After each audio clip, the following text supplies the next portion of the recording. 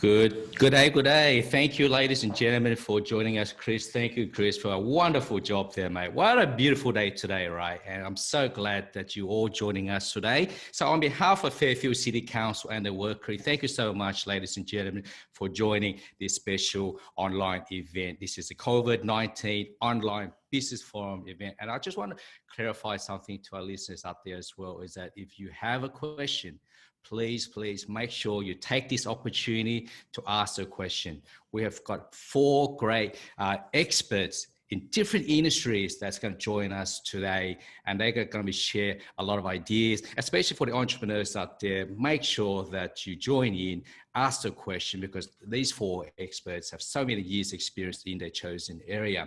The topic that we're going to be discussing today, ladies and gentlemen, would be financial stress, testing your business. We're going to talk about e-commerce, how important e-commerce is for your business. And we're going to talk about communication as well with your customers and your employees during this COVID-19 pandemic. And of course, as always, we want to talk about the tax support from the ATO. Under normal circumstances, we would love to invite you all into the Workary where we can mingle, where we can meet and talk to each other. But due to the COVID-19, unfortunately, we can't do that, ladies and gentlemen, but we are taking this event online today. So once again, thank you so much for joining us. And we are going to get started with our first special guest. Our first special guest that's joining us in the Workary today, ladies and gentlemen, please welcome Angela Haynes from the KPMG. Good morning, Angela. You might need to unmute, Angela. It is. It's the morning warm up, isn't it? Trying to get that mute button right. Hello, Davey. How are you? Nice to see you. Nice to see everybody today. Glad you could all join us. Angela, let's talk a bit about the financial stress testing your business, because I do know a lot of entrepreneurs out there don't really understand how to be able to financially assess their business. So maybe can you share with us some ideas and strategies today? Yeah, look, I think if we look at what's happening to businesses at the moment, there's some really big ticket items going on. We've got a bunch of modifications to operations. People are doing business differently. We've got a bunch of people that are now what we might call teleworking or working from home. And those sort of changes as well, I guess as well as employees where we might have people standing down or on reduced hours. And those sort of changes can have quite profound impacts on the business. And in times of uncertainty, we need to look a little bit more closely at our business a little bit more often. And financial stress testing is really about looking forward. And I hear a lot of clients will say to me, but Angela, I don't have a crystal ball. How on earth am I going to project what's happening? And then we go, not only do you not have a crystal ball, you don't have one in COVID. So absolutely, financial stress testing is something that businesses shy away from, but I actually think it's even more important now in times of uncertainty. What about improving business resilience? And I guess that's a very important topic that we want to touch base today. A lot of businesses don't really understand the business resilience. So can you maybe give us a few strategies on how business can adapt to be more resilient? Example, COVID-19 is a perfect example how business should be prepared for that. Yeah, so resilience comes from, as you say, prepared. So how do you be prepared? You want to look into the future. Really, resilience and stress testing is kind of hand in hand, and you're looking at what the scenarios might be. So what you know, there's 25 different things that could happen to the business.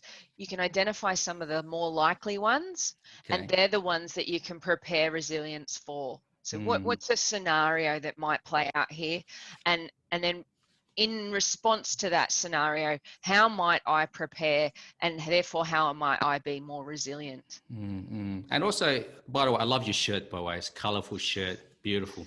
You know, another issue here is that being proactive is so important as well. And a lot of businesses don't really want to acknowledge the fact that their business is struggling, right? And you're definitely head of restructuring services for KPMG, and you would have a lot of years experience in identifying a lot of businesses who are struggling at the moment. So let's touch base more about the proactive way and identifying the vulnerability within their business and how they can identify that and overcome the vulnerability within their business, Angela. So vulnerability in the way it's playing out now, it has a lot to do with cash flow. and your financial resilience. People are spending a lot of time working in the business and less time working on the business. And that vulnerability, to overcome that vulnerability, you need to step out of your business, forward look, and put some time into planning and forward planning. And look, it might not be a 1-year plan or a 5-year plan. It might actually be a 3-month plan or a 12-week plan. So we would talk about doing things like a cash flow forecast. And not overcomplicating it, keeping it simple. And with that forecast and that scenario analysis, you're starting to look, where are the weaknesses, where are the vulnerabilities, where might I run out of cash, where might the delays in my supply be, where might be the downturn in my sales and my revenue. So all about trying to identify early what those vulnerabilities are. I bring it back to financial, because at the end of the day, if you do run out of cash flow, then that's where the business can stall. So if you can project where you might have those deficiencies, you can take action early. You could talk to your suppliers. It's another area also is that we have a lot of moms and dads who are very entrepreneurial. In this particular area, we have a lot of multicultural communities who are such entrepreneurial, but they don't understand the legal side. They don't understand the ATO side. And I've seen through COVID-19, a lot of moms and dads are really struggling with e-commerce, which Rebecca will touch base on that later. But you touch base on a very important topic there, and that's cash flow. Cash flow is king. They say cash flow is king in any business, right? Now, give us 1 or 2 strategy on how they can save for rainy days, or is there ways, if they are struggling, who do they need to reach out to for support? Yeah, so if you think about where you spend your money is the first port of call for who to talk to make plans for any of those vulnerabilities. So conversations with your suppliers, conversations with accountants and business advisors. The more you're talking to people, the more you're talking to your peers, the more you're talking to advisors, the more you can be prepared and plan. So where you spend your money being to your suppliers, absolutely start having conversations with them, get them into the tent and start making a plan, because they too don't want to lose you as a customer. Yeah. So the more you're talking, the more you can be proactive and the more you're actually making plans to overcome challenges. Okay, so the key message here is communication. So you need to reach out to your supplier. You need to reach out to your bank if you are going through a financial stress at the moment. Is that correct? Absolutely. And I think the other side is reach out to your customers. And I know Bailey and Rebecca will talk more on that, but reaching out to your customers similarly, because whilst you might be looking to delay payments to your suppliers, you really want to accelerate income from your customers. And the more you talk to them, the more they'll understand why it's really important to pay you early. Why is it important to reach out to your customers first? I mean, a lot of people would think that they want to reach out to their supplier first. So you actually mentioned that we should reach out to our customers first. Can you maybe elaborate as to why we need to reach out to our customers first? Yeah, and look, it's not so much customers first, but it's put them into the priority mix as well. So you're having both two-way conversations, because they're actually potentially a source of cash flow for you, and they can be understanding. They want you in business. Yeah, business is a ecosystem between customers and suppliers and the ATO and the banks, and so the more that you're communicating all of those, the more you can be proactive and be organised. Don't sit in the dark, I guess is what I'm saying. Don't mushroom up and have a problem mushrooming and a cloud over you. Get out there and have the conversations. That's the activity. Yeah. Don't sit in the dark, because problems don't go away, and these are live challenges. And sometimes a challenge shared can be much more quickly solved. Yeah.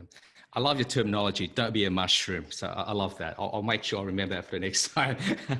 Thank you so much for that, Angela. What I'd like to do now is actually introduce Rebecca Dinora from Western Sydney Business Centre, and she specialises in e-commerce. Rebecca, thank you so much for joining us this morning. How are you, Rebecca? Good, thank you. Thank you very good morning, everyone. Thank you to talking to you, Debbie. Rebecca, would you be able to maybe share with us today a bit about e-commerce? Because I do know that with COVID-19, a lot of retailers are actually struggling. They weren't prepared for what's going on, especially in the future with COVID-19. So how should business prepare and get their business, not just on the retail side with brick and mortar, but also have an e-commerce and have a presence online as well? Okay. So e-commerce, to be honest with you, just like any business. So you still have to go through all the foundation during your business plan. No, I just like Angela said, knowing your cash flow. A lot of people had a misconception thinking, oh, I'm just setting out a website and the customer will knock on my door. That's not true. Okay. So you actually really need to know whether if your product or service is what the customer is looking for. And especially and then during the COVID, I know a lot of brick and mortar business want to change to e-commerce, but the thing is there's a lot of also other back end steps that you need to take. You need to think about whether if your existing operation system can cope that.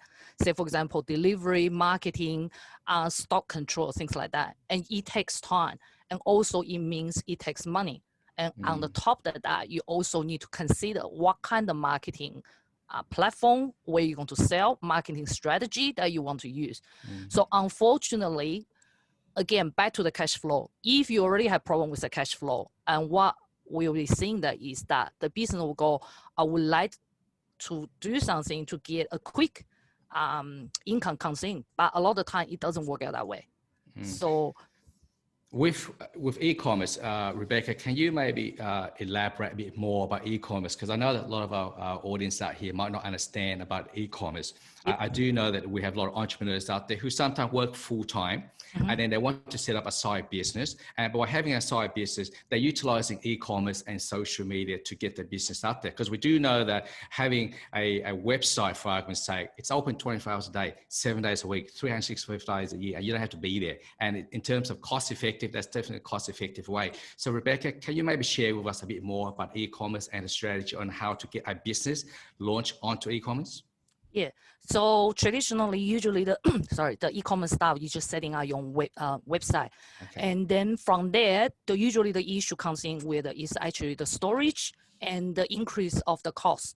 So then this is where also the what you found that is where Amazon comes in, because then some business owner will go, okay, besides selling on my own website, maybe I can sell, let's say, like eBay and Amazon. So Amazon will offer you, say, they will build their own warehouse.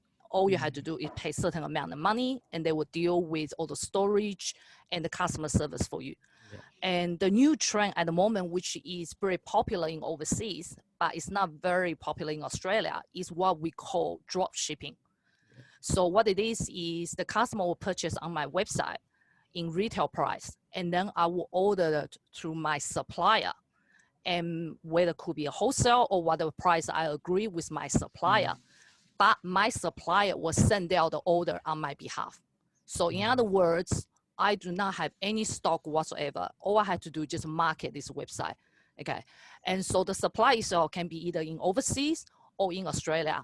And one of the trend we see, actually I was going to talk about in the breakout room, was that there is also a trend comes in, more and more of the business start to looking for Australia supplier, because basically the issue that we had during the COVID, that they cannot get the stock, or there is a very long delay of the stock.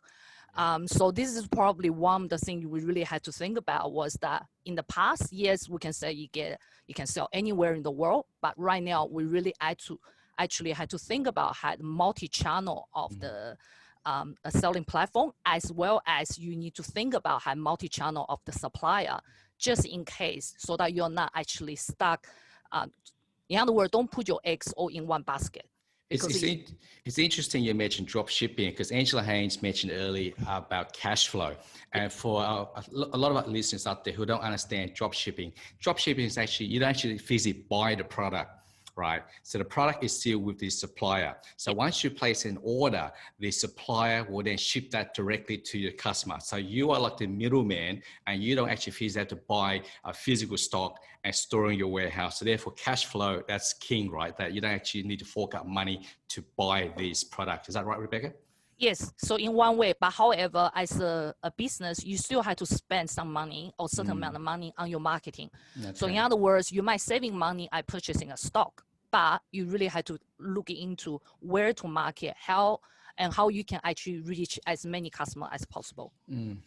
Also, you mentioned earlier about COVID-19. This COVID-19 basically make us realize that we need to support more of our local business as well, because as you can see, a lot of our products and services have been bought overseas. And this COVID-19 has just demonstrated to us that we need to support our local entrepreneurs and our local Australian business so that we keep jobs and creating jobs for the future as well. Now, in relation to e-commerce, Rebecca, if people are physically at the moment have a physical store, how would they go about setting up an e-commerce store? And would they contact you? Would you be able to give them advice and direct them on how to go about doing that? Yes, so I also work as a business advisor on a New South Wales government program called Business Connect.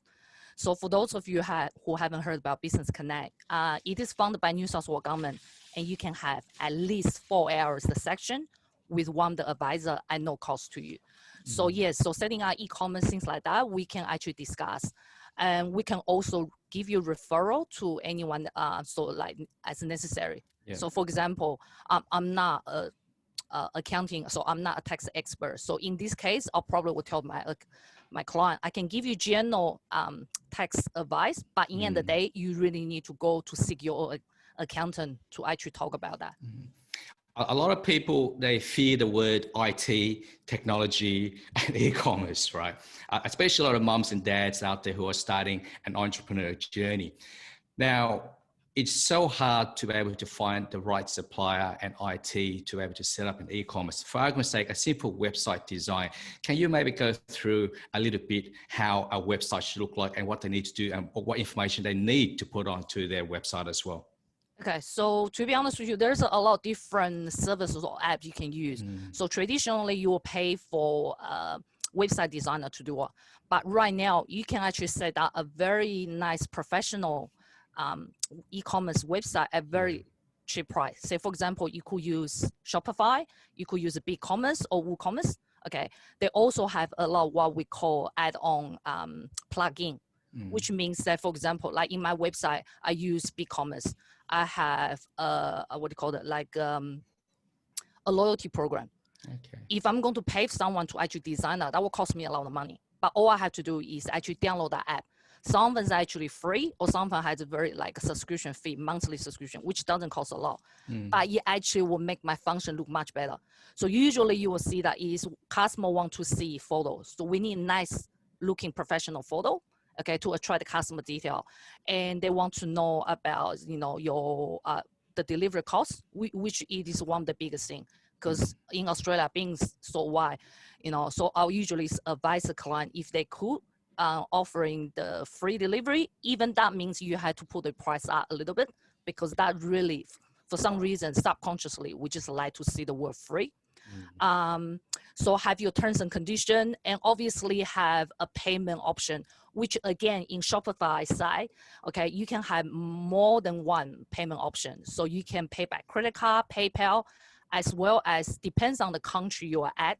So you can even offer, say, like Alipay, WeChat Pay, or the so so those kind of things. So you can actually target on the country that you're selling and then to decide which payment system is more popular for that country, and then you can offer that as well. Also, a lot of people say in business, content is king. And what I found interesting is talking to a lot of startup business is that they try to get their product and service out there, but they cut costs on getting their photos and videos so that they look good. At the moment, they're using very cheap, nasty photos and videos and put it out there. And I say content is king. If you want to put yourself out there, you want to make sure got to make sure that you look 100% the best at what you do. You need to look $1 million. And I see that a lot of businesses don't do that. So Rebecca, share with us, how important is it to make sure that your content, your photos, your videos, everything is sharp as 100%? Yeah, so it is. I mean, that is the first thing. So if we look at our website, it's a little bit like imagine the website as if you go through Maya windows. So that's what it is. The customer need to actually look at it, go, oh wow, what is it? And then as soon as we can attract them to come to your website, you're virtually about 50% there. Okay. They are, again, say for example, you could use the Workary services, so that you can use the studio to actually take product photo, to actually make your own video. It still looks pretty professional without it cost you a lot of money, because you can just tell straight away, you know, whether it's actually a homemade one, or in the case of e-commerce, in one stage, a lot of people will actually use Shopify, because Shopify have a plugin which will allow you to link with Alibaba supplier. Okay. But the issue is that a lot of people, you just use their supplier's photo. So as a result, everyone's website will look exactly the same. Don't you need to personalize a little bit though, Rebecca? Because I think at the end of the day, people are actually buying your product service because of you, not because of the product or where the product comes from. So it is also important to be able to sell your story as to why you set up that business and the niche market that you are trying to service as well. Is that correct, Rebecca? Yeah, I agree with that, because I think a lot of people misunderstand the word branding. They think branding just like, you know, flyer, business card, or website. But I usually tell my client, if you think about your business as a person, your branding is like a personality. Yeah. So my friend knows me as a certain personality. So the way I talk, the way I dress. So when they look at even one dress, you know, like certain type of dress, they will go, oh, that's just so Rebecca. Because they know that's just me. So in other words, when we're talking about the branding, when the customer comes to your website or even a social media platform, they will just go, that is that business. Because I could just see the personality through that, rather say we just blend in with everybody else. So yes, it is a very important to find out. Yeah, because over the years, for a lot of entrepreneurs out there, they get confusion between marketing and branding. So there's two different areas here that I think a lot of businesses need to do a lot of homework. We don't have the time today to talk about marketing and branding, but for those who are actually tuning in now, please make sure you explore that, because branding and marketing is two different ball game altogether. And I think we need to clarify that and get that right. Another question for you, Rebecca, also is that with the actual e-commerce site, there are a lot of afterpay, zip code, and all that. It's similar to a lay-by system. Is that right? Is that like the new trend at the moment that people need to be aware of as well? Yeah, so Afterpay, ZipPay is a service to help you, especially if you're selling some high ticket item. So think about the old-fashioned way, like a lay-by. Electronic way of lay-by. I don't remember that because I'm too young. I'm only 21 years old, but I do know that lay-by was around years ago. I remember when my children was young, I usually had to buy the toys. And then and then we'll go to like Target to do the lay-by. Yeah. So in some way, because in case the customer kind of say, look, I can't afford now. So it's actually make it easier. So in everything we do, okay, we try to make it easier for the customer, so the customer cannot refuse, go, you know, I can't buy it, and then I walk out on it. So yes, so this is something I think it particularly works good for the high ticket item products. For any low ticket item, to be honest, this is just my personal opinion.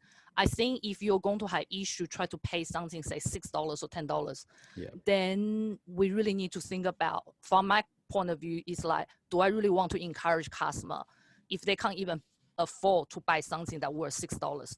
Then, you know, so I think it work particularly good if your item is on a much higher price range. Yeah.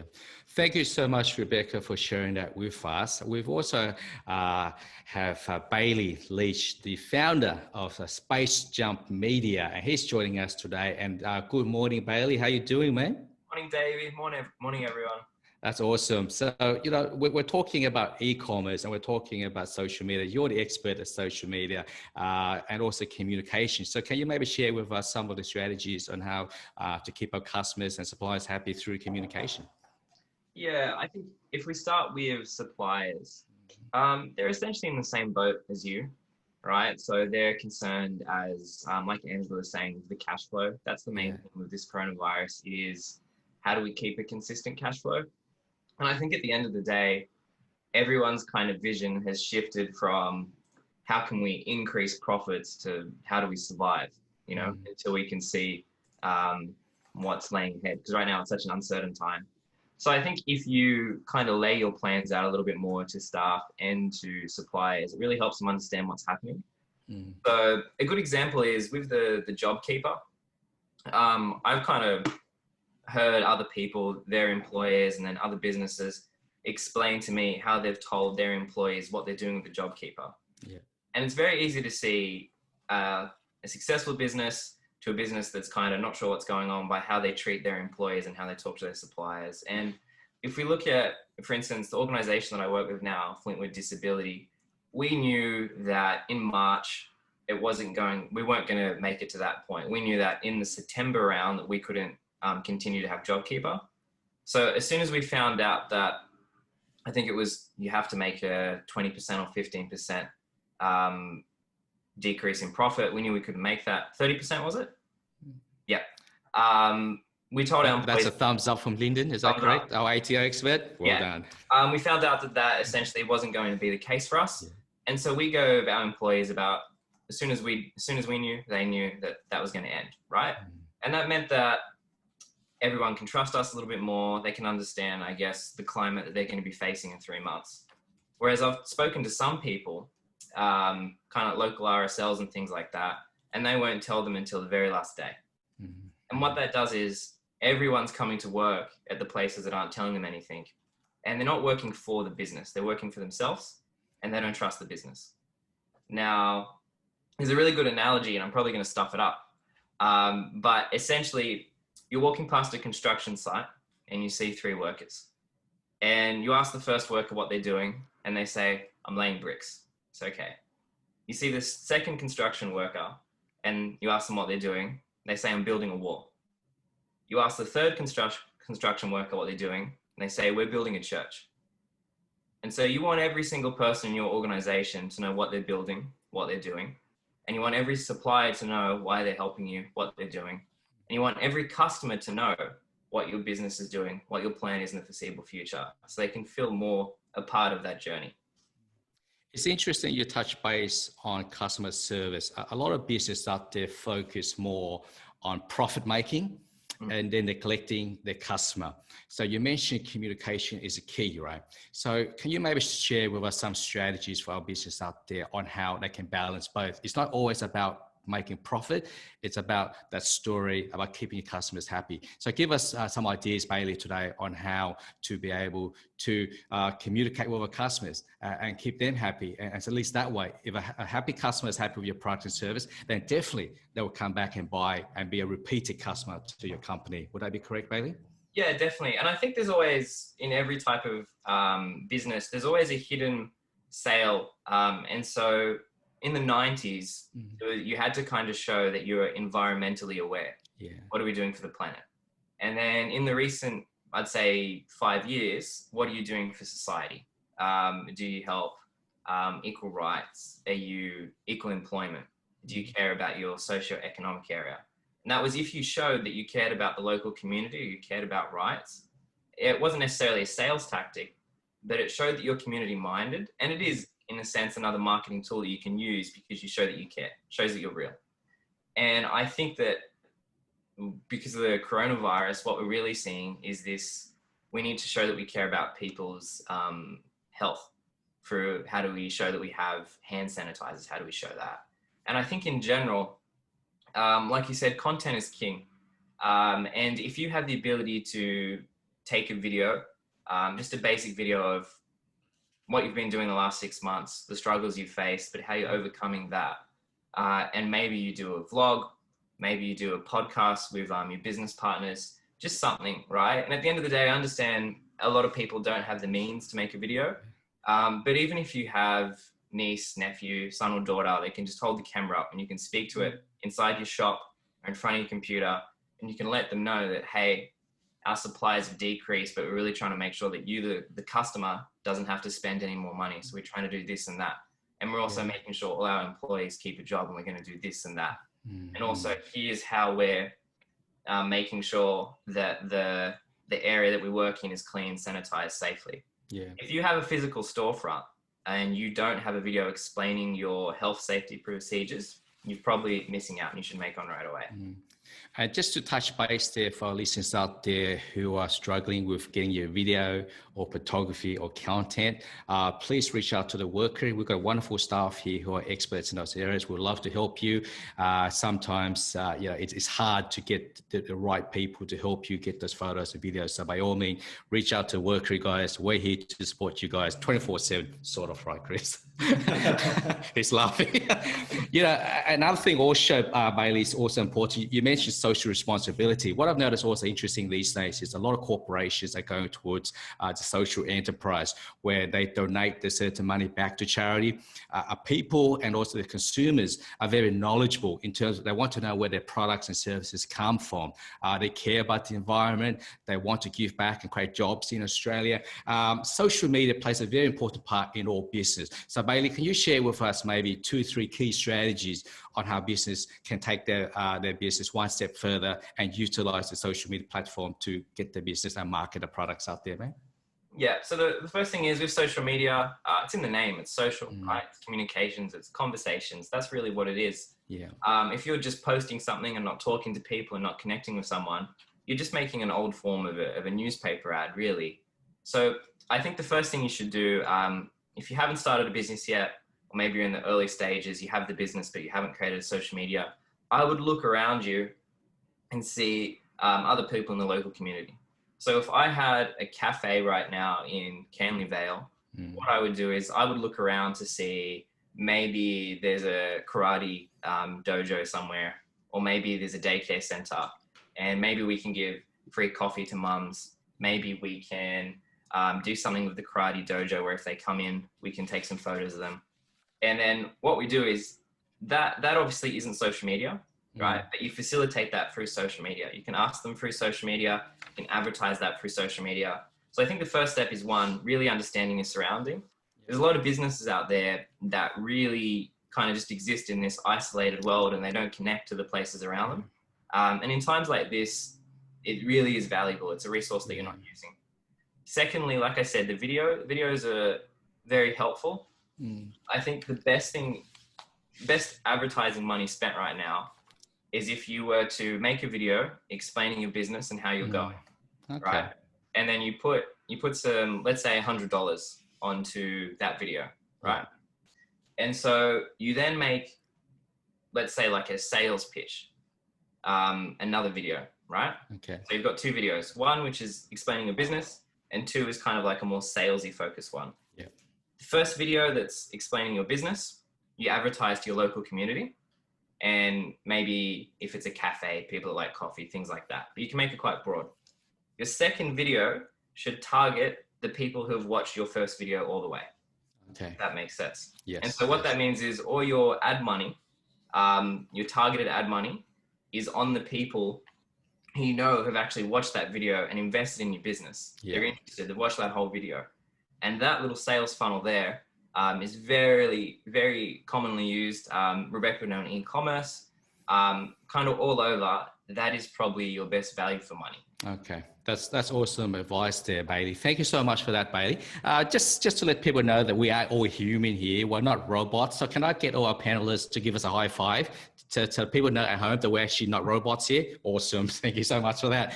Now, our next special guest that's joining us today, we've got Lyndon Regina from Australian Tax Office, and she's here to help us shed some light in terms of tax support for our small business. Good morning, Lyndon, and welcome. And you know what? Good morning to everyone connected to the Workary. A massive thanks to Fairfield City Council, and kudos and even you, Davey, because I have listened to what you've got to say, and it's exactly what the messaging that we send out from the Australian Taxation Office. You all hit the nail on the head. I'm really, really impressed, and well done. And this is what's going to get us all through COVID. Yeah. You know, I think Bailey touched base on a lot of the government grant support for small business. And thank you so much to the Australian government for reaching out and supporting a lot of business, our community. Without this support over the last few months, I think a lot of businesses would have gone bankrupt by now. So we're so lucky and fortunate to live in a wonderful country like Australia. So maybe, Linda, can you touch base a bit more about some of the grants that was available to support the local business? Oh, look, Davey, if I was to go and, you know, to listen to me all day, you just all fall asleep, literally. Yeah, you're right. But what I can say, and I think things I would really like to touch on today, is that people are always nervous to contact the ATO. You know, they think that we wield this big stick and that we nail you up against the cross.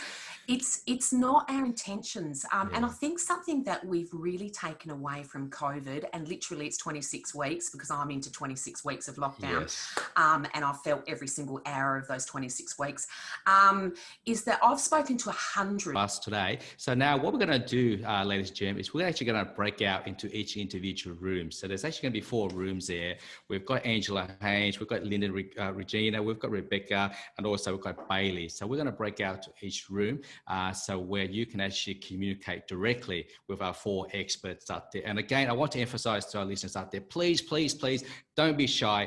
Ask as much questions as you can, because we're picking up the tab for you, okay? So ask as much questions as you can. So thank you so much, experts, for your wonderful ideas and strategies today. And we're going to go and break out into the room now and have a personal one-to-one conversation. See you there.